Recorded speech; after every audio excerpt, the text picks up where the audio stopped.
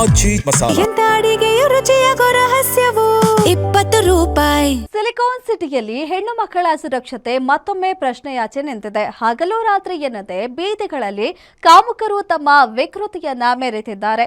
ಇದಕ್ಕೆ ತಾಜಾ ಉದಾಹರಣೆ ಎಂಬಂತೆ ರಾಜಧಾನಿಯ ರಾಮಮೂರ್ತಿ ನಗರದಲ್ಲಿ ಯುವತಿಯೊಬ್ಬಳಿಗೆ ಸ್ಕೂಟರ್ನಲ್ಲಿ ಬಂದ ಅಶಿಸ್ತಿನ ಕಾಮುಕರೊಬ್ಬ ಅಸಭ್ಯವಾಗಿ ವರ್ತಿಸಿರುವ ಆಘಾತಕಾರಿ ಘಟನೆ ಬೆಳಕಿಗೆ ಬಂದಿದೆ. ಯಾರು ಆ ವಿಕೃತಕಾಮಿ? ಆತ ಮಾಡಿದ್ದೇನು? ಬನ್ನಿ ನೋಡೋಣ. ರಸ್ತೆ ಬದಿ ನಿಂತಿದ್ದ ಹೆಣ್ಣಿನ ರೇಟ್ ಕೇಳಿದ ಹಣ್ಣಿನ ವ್ಯಾಪಾರಿ, ಸ್ಕೂಟರ್ನಲ್ಲಿ ಬಂದು ಕಾಮಚೇಷ್ಟೆ ಮಾಡಿದ ಕಾಮುಕ ಅಂದರ್. 1000. Yeah? For what? Where? Silicon city ಬೆಂಗಳೂರಿನಲ್ಲಿ ದಿನೇ ದಿನೇ ಕಾಮುಕರ ಕೀಟಲೆ ಹೆಚ್ಚಾಗ್ತಿದೆ. ಹಗಲು ರಾತ್ರಿ ಎನ್ನದೆ ಬೀದಿಗಳಲ್ಲಿ ಕಾಮುಕರು ತಮ್ಮ ವಿಕೃತಿಯನ್ನ ಮೆರೆಯುತ್ತಿದ್ದಾರೆ. ಅದರಂತೆ ನಿನ್ನೆ ರಾತ್ರಿ ರಾಮಮೂರ್ತಿ ನಗರದಲ್ಲಿ ಕ್ಯಾಬ್ಗಾಗಿ ಒಂಟಿಯಾಗಿ ಕಾಯುತ್ತಾ ನಿಂತಿದ್ದ ಯುವತಿಯನ್ನ ಕಾಮುಕನೊಬ್ಬ ನಿನ್ನ ರೇಟ್ ಎಷ್ಟು ಅಂತ ಕೇಳಿದ್ದಾನೆ. Oh yeah. Should I give the police complaint? Why will you give police complaint? Why the asking me? I'm recording. I'm gonna post this.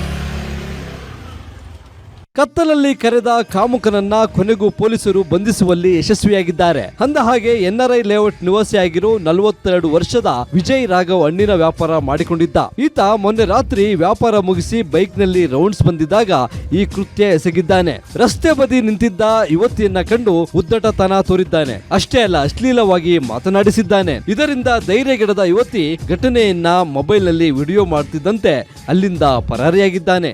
Regarding the Ramamurthy Nagar allegation and the video which has come, we have already asked the complainant. The complainant has given a complaint slightly delayed, but we have taken up the case and the person has been arrested and the bike has been seized, and we are further verifying whether he is involved in any such crime previously.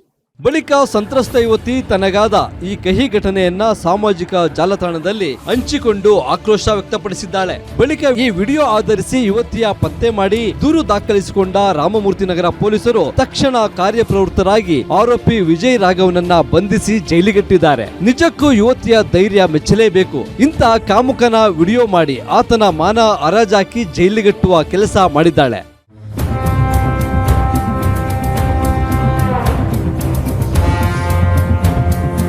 ಒಟ್ಟಿನಲ್ಲಿ ಇಂತಹ ಘಟನೆಯಿಂದ ಬೆಂಗಳೂರಿನಲ್ಲಿ ಮಹಿಳೆಯರು ಯುವತಿಯರ ಸುರಕ್ಷತೆ ಬಗ್ಗೆ ಪ್ರಶ್ನೆ ಮಾಡುವಂತಾಗಿದೆ. ರಾಜಧಾನಿ ಬೆಂಗಳೂರಿನಲ್ಲಿರೋ ಕಾಮಕ್ರಿಮಿಗಳನ್ನ ಮಟ್ಟಾಕಬೇಕಿದೆ. Ajay Kumar, crime bureau, guarantee news, Bengaluru.